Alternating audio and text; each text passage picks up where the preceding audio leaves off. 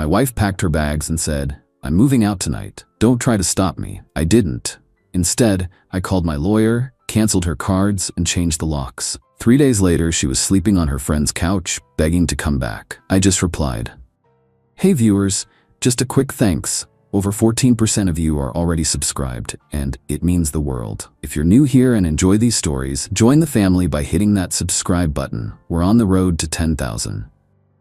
Look, I'm gonna be honest with you guys, this whole mess started because my wife Linda thought she was way smarter than she actually is. We've been married 3 years. I'm 34, she's 31. I work in construction, running my own crew, and make pretty decent money. Linda works part-time at some boutique and spends most of her day on social media, complaining about everything. The problem started about 6 months ago when Linda got it in her head that she deserved better than our life. Better house, better car, better husband probably. She started picking fights over stupid stuff and making comments about how her single friends seemed so much happier. Last month, she started staying out late with these friends, coming home at 2 a.m. saying they were just having girls' nights. Sure, Linda, whatever you say. 2 weeks ago, I found out she'd been talking to her ex-boyfriend Derek on Instagram. Not just talking either, planning to meet up. When I confronted her about it, she turned it around on me saying I was controlling and jealous. That should have been my first clue she was planning something.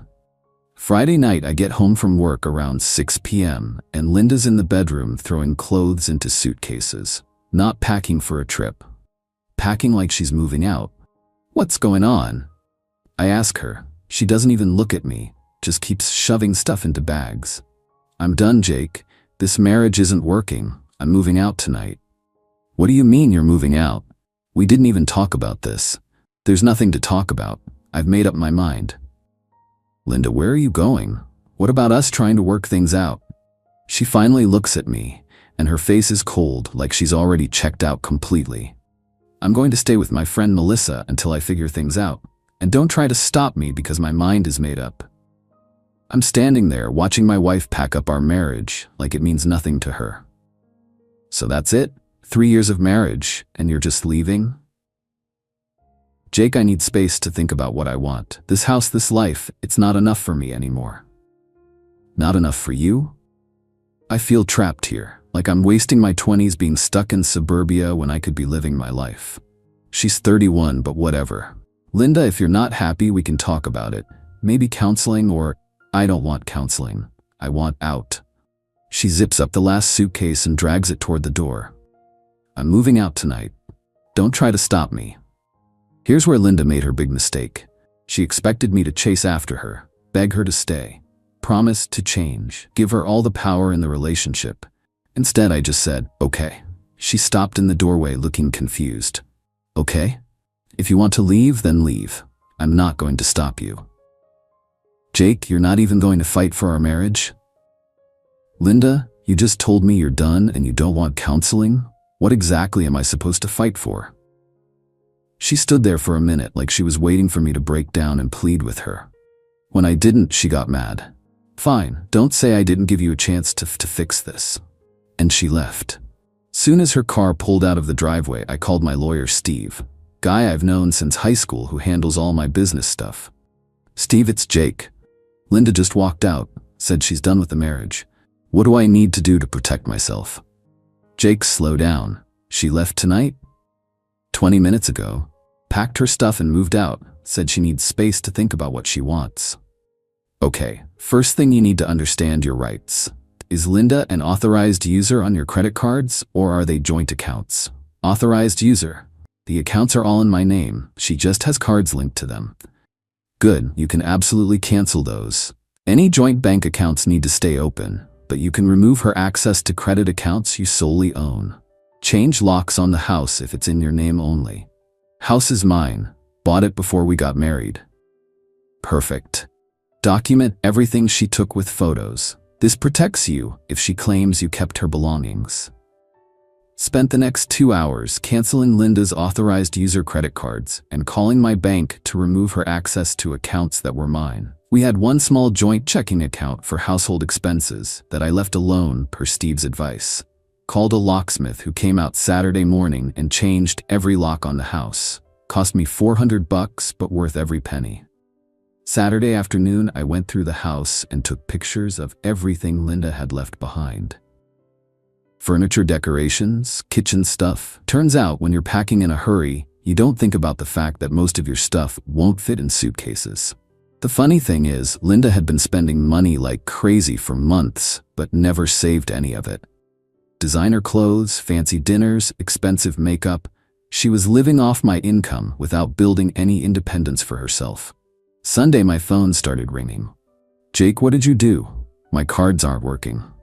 "Hi, Linda. You said you were moving out, so I canceled your authorized user access to my accounts." "You can't just cut me off for money." "Actually, I can. Those were my credit cards, Linda. I just gave you access as my wife. I didn't say I wanted a divorce. I said I needed space. What's the difference? You moved out and said you were done with our marriage. The difference is I'm still your wife, and I still have rights." "Rights to what exactly?" "You moved out. You said the marriage wasn't working. You said you were done." "Jake, this is ridiculous. I need money for basic expenses." "Linda, you have a job. And you took money from our joint household account yesterday. Use that." She had taken about $800 from the joint account when she left. I'd seen the withdrawal. "That's not enough to live on. Then maybe you should have thought about that before you decided to leave." She hung up on me. Monday, Linda's friend Melissa called me. This was interesting because Melissa was the one who'd been feeding Linda ideas about leaving me. "Jake, this is Melissa. Linda is staying with me and she's really struggling." "That's unfortunate." "Jake, she made a mistake. She was emotional and didn't think it through." "Melissa, Linda packed suitcases and moved out. That seems pretty thought through to me. She just needed some space to figure things out." "That doesn't mean she wanted to end the marriage. Actually, that's exactly what it means. She said she was done." "Jake, can't you just talk to her? She realizes she overreacted. Melissa, you're the one who told her to leave me. Remember? You said she was too young to be tied down." Silence on the other end. "You've been telling Linda for months that she should explore her options and see what else is out there. Well, now she's exploring. Leave me out of it." "Jake, that's not fair." "What's not fair is my wife's friend convincing her to blow up our marriage because you're bitter about your own divorce." I hung up. Tuesday, Linda called back herself. "Jake, I'm staying on Melissa's couch and it's not working out. I need to come home." "That's not your home anymore, Linda. You moved out, remember?" "Jake, I made a mistake. I was listening to bad advice from Melissa." "So this was Melissa's idea?" "She kept telling me I was wasting my youth being married, that I should see what else was out there while I'm still young and attractive." "And you believed her?" "Jake, I realize now that was stupid. Melissa's miserable and she wanted me to be miserable too." "Linda, you didn't think it was stupid until your credit card stopped working." "That's not true." "Linda, if I hadn't cut off your access to my money, would you be calling me right now?" She couldn't answer that. "Jake, what do I have to do to fix this?" "There's nothing to fix. You wanted out. You got out." I changed my mind. Too bad, I didn't. Wednesday, she tried showing up at the house, rang the doorbell for 10 minutes, then started pounding on the door when I didn't answer. I watched her through the window, trying her old key in the lock. When it didn't work, she started yelling, "Jake, I know you're in there. Open the door." My neighbor Bob came over to see what was going on. I went outside to talk to him. "Everything okay, Jake? Linda moved out Friday. She's upset that I changed the locks." Linda immediately turned to Bob like he was going to help her. "Bob, he locked me out of my own house. This is crazy." Bob looked confused. "Linda, didn't you tell me Sunday that you were finally free and ready to live your life?" Her face went red. Apparently, she'd been bragging to the neighbors about leaving me. "I was just venting, Bob. I didn't mean I was leaving permanently." "That's not what you said. You told me you felt sorry for married women who were stuck with boring husbands." Linda shot me a look like this was my fault somehow. "Bob, that was taken out of context. Linda, you asked me if I knew any single guys you could meet." Now she really looked panicked. "Jake, we need to talk. Let me in." "There's nothing to talk about, Linda. You made your choice. Jake, please. I made a mistake. I was emotional and said things I didn't mean. Which things didn't you mean? That the marriage wasn't working? That you felt trapped? That our life wasn't enough for you? I was just overwhelmed. I didn't think it through. Linda, you packed suitcases and moved out.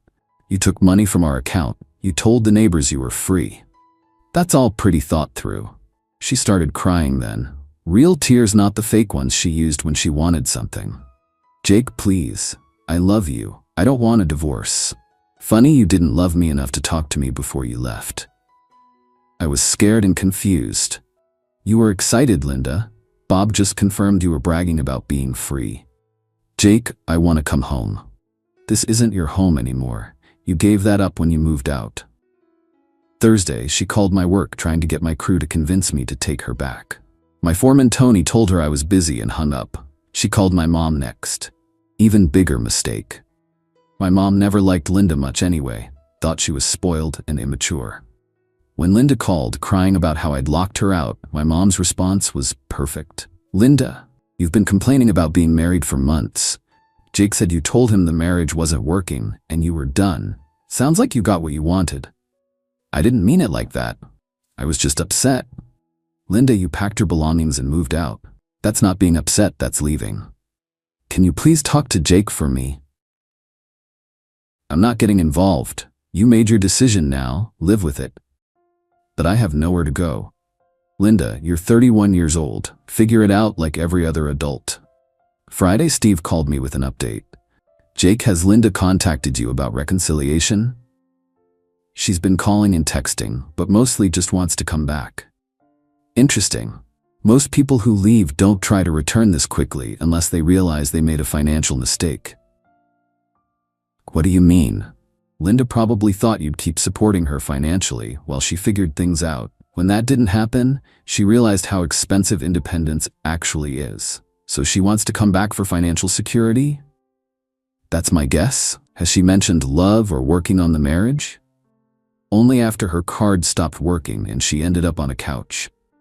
Classic. My advice is stick to your position. She made an adult decision, she can live with adult consequences. Saturday, Linda showed up at the house again. This time she brought her sister Amy, who looked embarrassed to be there. I answered the door this time. Hi Jake, Amy said. Linda asked me to come talk to you. About what? About letting her come home. She realizes she made a mistake. I looked at Linda, who was standing behind Amy looking defeated. Amy, Linda told me our marriage wasn't working and she was done. She packed her stuff and moved out. What mistake are you talking about? She was emotional and said things she didn't mean. She packed suitcases, Amy. She took money from our account. She told neighbors she was excited to be free. That's not emotional, that's planned. Jake, everyone makes mistakes. Don't you think your marriage is worth fighting for? I thought so. But Linda didn't. She gave up without even trying to work on things. She wants to try now. Now that she's sleeping on a couch and her credit cards don't work. Amy looked uncomfortable. Jake, that's not fair. What's not fair is Linda walking out on our marriage, then expecting me to pretend it didn't happen when it became inconvenient for her. Linda finally spoke up. Jake, I'll go to counseling. I'll do whatever you want. Linda, what I wanted was a wife who didn't give up on our marriage the first time her friend told her she could do better. You're not that person. People can change. Maybe, but I'm not interested in finding out with someone who abandoned our marriage. Jake, please, I have nowhere to go. Melissa kicked me out because I can't contribute to rent. Sounds like you need to get a full-time job. With what money? You cut off my access to funds. Linda, you have a part-time job and you took $800 when you left. Most people manage to survive on their own income. Amy tried one more time. Jake, don't you still love her? Amy, I loved the woman I married. The woman who packed her bags and walked out is someone I don't recognize. They left after that. The following week, Linda made one final desperate attempt. She got my sister Karen to call me. Jake, Linda came to see me. She's really struggling. I'm sure she is, Karen. She's living with her parents now. Had to quit the boutique job because she couldn't afford gas to get there. That's unfortunate. Jake, she seems genuinely sorry. Says she was influenced by bad friends and made a terrible mistake. Karen, Linda didn't make a mistake. She made a calculated decision to leave our marriage. The only thing she's sorry about is that it didn't work out the way she planned." "What do you mean?" "She thought she could walk out dramatically, and I'd chase after her begging her to come back. Instead, I accepted her decision and moved on." "Jake, are you sure you want to throw away 3 years of marriage?" "I'm not throwing anything away, Karen. Linda already did that when she packed her bags." 2 months later, Linda tried one last approach. She had a lawyer contact Steve about reconciliation and possibly withdrawing any divorce proceedings. Steve called me laughing. "Jake, you're not going to believe this. Linda's lawyer called asking if you'd be open to marriage counseling instead of divorce." "What did you tell him?" "I told him my client has moved on and is proceeding with the divorce as planned." "Good. Jake, the interesting part is what Linda's lawyer let slip. Apparently she's been struggling financially and her parents are pressuring her to either get back together with you or become completely independent." "So this is about money." "Has to be. She's realizing that leaving a marriage means losing the financial security that comes with it." The divorce was final last month. Linda ended up moving 3 hours away to live with her parents. Heard through my sister that she got a full-time job at some insurance office and is slowly learning to support herself. She sent me one text after the divorce was finalized asking if we could talk. I didn't respond. The house feels peaceful now. No more drama, no more walking on eggshells around someone who's never satisfied with what she has. Started dating again 2 weeks ago. Met a woman named Sarah who's a teacher. She's 29 and has her life together. Owns her own place, works full-time, and isn't looking for someone to take care of her financially. When I told Sarah about Linda, she said something that really made sense. "Sounds like she wanted to keep you as a backup plan while she explored other options. When that didn't work out, she tried to come back to her safety net." That's exactly what Linda wanted. She thought she could walk out dramatically, and I'd sit around waiting for her to decide if she wanted to come back. Instead, she learned that actions have consequences, and some decisions can't be undone. Linda said, "I didn't fight for our marriage." She's wrong. I fought for our marriage every day for 3 years by being faithful, committed, and working to build a stable life together. She gave up on our marriage in one night because her bitter divorced friend convinced her there might be something better out there. Turns out there wasn't. But by the time she figured that out, I'd already accepted her decision and filed for divorce. Best lesson I ever learned was that when someone shows you they don't want to be with you, believe them the first time. Don't chase people who are walking away from you. Let them go and see how much they actually valued what they had.